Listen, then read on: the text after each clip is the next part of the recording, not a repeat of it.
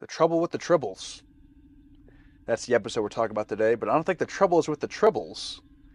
I think the trouble is how to open up this episode.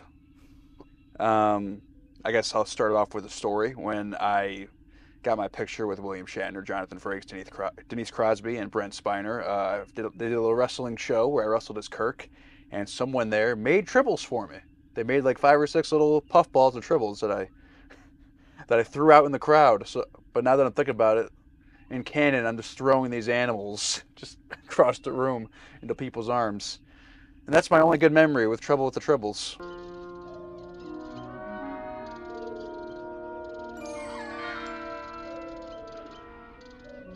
But no, this episode's fine. Looking back, I appreciate it much more. Still don't like TOS Klingons, especially when one of them's Trelane.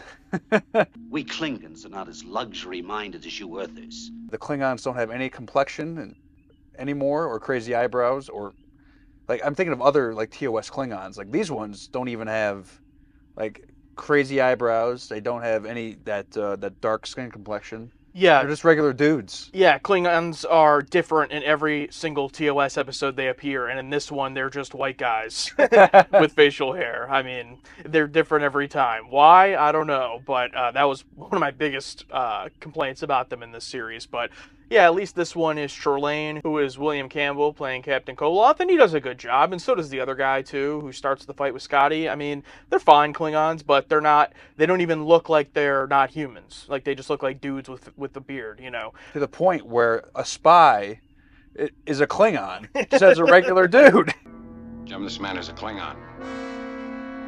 Klingon? This was one of the episodes when we first watched it that, was a fan favorite episode that we were more lukewarm on, didn't fall in love with. But I get it. Like, I get why it's an iconic episode because of the Tribbles. They're a small, cute thing. Trilling seems to have a tranquilizing effect on the human nervous system. Of course, I am immune to its effect. This is the only episode that they're in of TOS. And, I understand. This was probably played on TV a lot in syndication and on reruns because it's, a fun episode with these cute little creatures and a huge bar fight and all this stuff. So I get it. But watching the episode through episodically, it doesn't stick out to me as one of those. It's just like an episode of a goofy 60s TV show. And sometimes we really like that, but this wasn't necessarily like goofy or campy in the ways that I like. It's kind of like goofy. Okay, yeah, I agree with that. I believe it falls into the same category in terms of TOS as a whole, what people think it is. Like when people think of Arena, you know what I mean? Kirk fighting the Gorn. This falls into that stereotypical, oh, they're with these cute animals, Kirk's fighting a rubber lizard monster. It falls into that. That's what people think TOS is. But when you dig deeper, you find This Side of Paradise, you find City on the Edge of Forever when you become a fan of the show. But on the outside looking in, people probably think like, oh, like I did when I first heard about TOS. Like, oh, bad acting, rubber suit monsters, whatever. And then you finally get in, it's like, oh. Yeah, the one defense I would give to Arena, though, on that is that this episode, Trouble with Tribbles, is very intentionally trying to be a comedy episode. Very heavy on the comedy, at least. Mr. Barris, they like you. Well, there's no accounting for taste. As to where Arena takes itself seriously. It has a rubber suit lizard guy, but it at no point is like in on the joke, as to where this one is in on the joke. So if you don't find it that funny, there's not much here for you. I did find a lot of it funny. I think one of the really funny moments is after the bar fight. Well, first of all, the beginning of the bar fight. Let's start there, because this bar fight is one of the top scenes of the whole show. As much as I don't love this episode, one of the best scenes of the series. And you have the Klingon coming up to Scotty and Chekhov, who actually, before the Klingon even comes up, Chekhov and Scotty. When are you going to get off that milk diet, lad? This is vodka. Where I come from, that's soda pop. Having a little battle of wits about vodka versus scotch, which is amazing. Well, this is a drink for a man. Scotch? Aye. It was invented by a little old lady from Leningrad. Then the Klingon comes up, starts making fun of Kirk, and Chekhov wants to fight him, and Scotty stops him. It's like, oh, it's not worth it. Oh, he's just talking shit. It's okay. It's not a big deal. And then like, and how about that Enterprise? And Scotty's just like, yeah, he's like a big garbage scowl. Laddie, don't you think you should rephrase that? And, Scotty is canonically strong enough to punch a Klingon across the room. He takes that right hook and he goes flying across the table. And this is where the goofiness worked for me in this bar scene, because first of all, I love the idea that they're making this set for just this one episode. We don't see this bar ever again, but I like that. It's unique to this episode. You have Klingons, red shirts, and our TOS characters just all flying around the room. One of the best constructed fight scenes in TOS ever, with one of the best buttons on the fight scene, so it's great. People are flown all around, right hooks, flips, all that, and then we'll get to him in a bit, but our, not antagonist, not protagonist, but just fun, goofy side characters. Cyrano Jones is how you say it? It's Cyrano. Yeah. Cyrano Jones.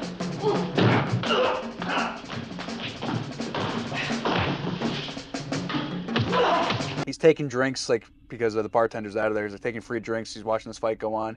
He crosses the room. As he's crossing the room and like spinning around, people are fighting and landing beside him. And he's about to go out the door. Then the bartender walks in, takes the drink out of his hand. He's about to take a sip.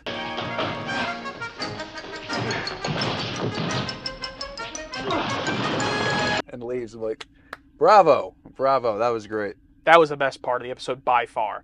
After that, though, was pretty funny, too, when everyone's lined up and Kirk's interrogating him about the fight. And what did you think about the fact that none of them snitch on Scotty? Because it's pretty rare that you have like a proven example of someone straight up lying to Kirk, or at the very least, omitting the truth for the most part. But Chekhov, for example, straight up lies to him. I know you. You started it, didn't you? No, sir, I didn't. Well, who did? I don't know, sir. That's pretty rare. I think they respect Scotty and they respect his decision, and like they probably all wanted to lay him out, and like Scotty just did what they wanted to do, and it's like, wow, I'm not gonna throw Scotty under the bus. And I feel like them adding another character who would snitch would be too much too late, because usually, especially in TOS, there's always one guy either in Sulu's chair or Chekhov's chair who's like the antagonist company man. But I feel like at that point it'd be too late to add that, so I think it's a better character choice for the crew. Especially Scotty is like, he's not a captain, but he's probably the leader to a lot of those guys, or a guy they look up to. Like, hey, this guy's the top of engineering, he's one of the boys, we go out drinking, we're out drinking now. No, I'm not gonna snitch on my boy, and that's like one of my leads. Yeah, for sure. And then when he does get Scotty alone and Scotty admits it to him, he's like, oh, they were talking about me. And that's when he punched him. And he's like, no, sir. No, sir. Yeah. And when he finds out it's for the Enterprise. And I kind of felt bad for Kirk. You hit the Klingon because they insulted the Enterprise, not because they... This was a matter of pride. All right. Okay. Then he's like, you're stuck in your quarters. And he's like, thank you, sir. I can catch up on the technical logs. It's like, of course. I love those scenes where, like, before the shit hits the fan, what are they doing? What happens before the crew runs into problems? They're just hanging out, talking about, history. The area was first mapped by the famous Russian astronomer Ivan Burkov, almost 200... John Berg. Berg, sir? Yeah, I will say, though, I did have a little bit of a problem with the beginning, and this is probably only on a rewatch that this is an issue, because the first time watching, it's whatever, but it's very expositional for the first 5 minutes, and I think it's because it's trying to set up a lot. So it's assuming that people watching this don't know what Star Trek is, or it might be their first time watching it. So in the opening, they have to like bring up what Klingons are and explain them to the audience, just in case you've never seen Klingons. And unfortunately, though the Klingons are brutal and aggressive, they are most efficient. And then they go to that planet and they talk to the guy who introduces the grain, and they're like, this is the grain, you got to take this and take it here. Quadro triticale is the only Earth grain that will grow on Sherman's planet. And it's very important that that grain get to Sherman's planet safely. And then we meet Cyrano Jones, and he's like, these are the Tribbles. It's just like a whole bunch of exposition. It was a lot, because after I finished the episode, I almost had to go back, especially when we find out who the rat is. I'm like, okay, did the Klingons have this long game of having this Klingon apply to be this guy's assistant? This grain, the Quadro triticale, is one of the few Earth grains that can grow on other planets. So the Klingons try to poison it. But in poisoning it, just by happenstance, Cyrano Jones is there with the Tribbles. And the Tribbles eat this grain that Chekhov had on the table. And then they start growing. And then the Tribbles somehow get into the grain, and those Tribbles die. So that's how we find out that the grain was poisoned by the Klingons, because the Klingons wanted to poison everyone on this planet so they can take it over. So it took me a while to string all that together. I'm like, wow, what That's a lot. Yeah, all for just like a silly episode. All that, like, oh my god, they're going to poison this entire food supply and kill this entire planet under the guise of like, oh, cute little Tribble episode, yay! It was weird. I didn't even like think that deeply into it. You know what I mean? Like I was just like, Yeah, towards the okay. end, towards the end, I'm like, wait, hold on. I got to, because a lot of times I'm just watching it as it happens. Next scene happens, I stop thinking about whatever happened previously, and at the end of this, I'm like, wait, hold on a second. This is like an entire crazy string of events where it feels like it should be at the end of a Saw movie or something. Dun, dun, dun, dun, Yeah. dun. Yeah. Like, whoa, should have been Harry Mudd, in my opinion. I guess they wanted it to be Harry Mudd, but he wasn't available, so that's why they made Cyrano Jones. But I'm okay with having another new character, you know. Yeah, maybe it would have been one too much if it was, but I just feel like Harry Mudd. This is a total Harry Mudd plot, and the punishment at the end is a total Harry Mudd punishment. Pick up every Tribble on the space station. It would take years. 17.9 to be exact. But I think the best guest character in the episode isn't even Jones. I think it's the bartender. He's hilarious in every scene he's in, especially, you know, classic scene where he's like this with all the Tribbles all over him. And he's so mad that all these Tribbles are everywhere. So he was my favorite guest character. Doesn't have like a ton of lines or a big part or anything, but he was great.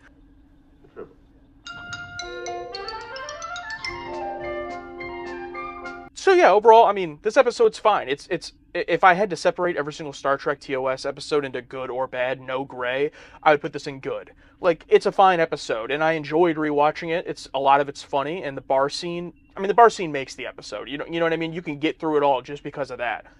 So I enjoyed it, but it just isn't for me one of those that's like up there. You know what I mean? Like, I'd put this in like the B tier probably. They sure were lucky that Uhura bought that Tribble, because if Uhura didn't buy that Tribble from Cyrano Jones, that entire planet would be screwed.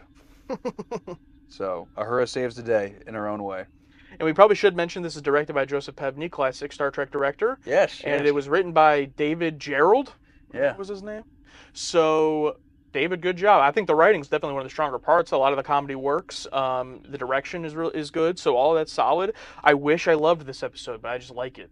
That's sometimes that's disappointing. You know, it's like, why don't I love it more? It's just like not my thing, I guess. But it's a really good time. Yeah, I have to agree with you there. No, definitely, this is one that should be up there. But after watching it, I'm thinking, yeah, this was fine. B tier. You're a B+ player. There's nothing wrong with that. There's nothing wrong with being a B+ player. You're not gonna main event WrestleMania, but you'll be on the card. No, I did appreciate it. Second, third, fourth time going around, picking up on how intricate this plot was with this whole Klingon. I want to know, when did the Klingon start this? How long has this guy been posing as a human, applying for this job as this guy's assistant? All those little things, everything about but it's gone. It's done. It's print end. It's been 60 years. Yeah. So and then they returned to it in TAS, but they just literally did the same episode in 20 minutes. Like, it's like beat for beat, almost the same episode with little tiny twists, which was, again, fun. But I don't think I'll ever revisit that one from TAS, probably. Maybe. Yeah. Well, if you want to see our discussion on this episode... discussion.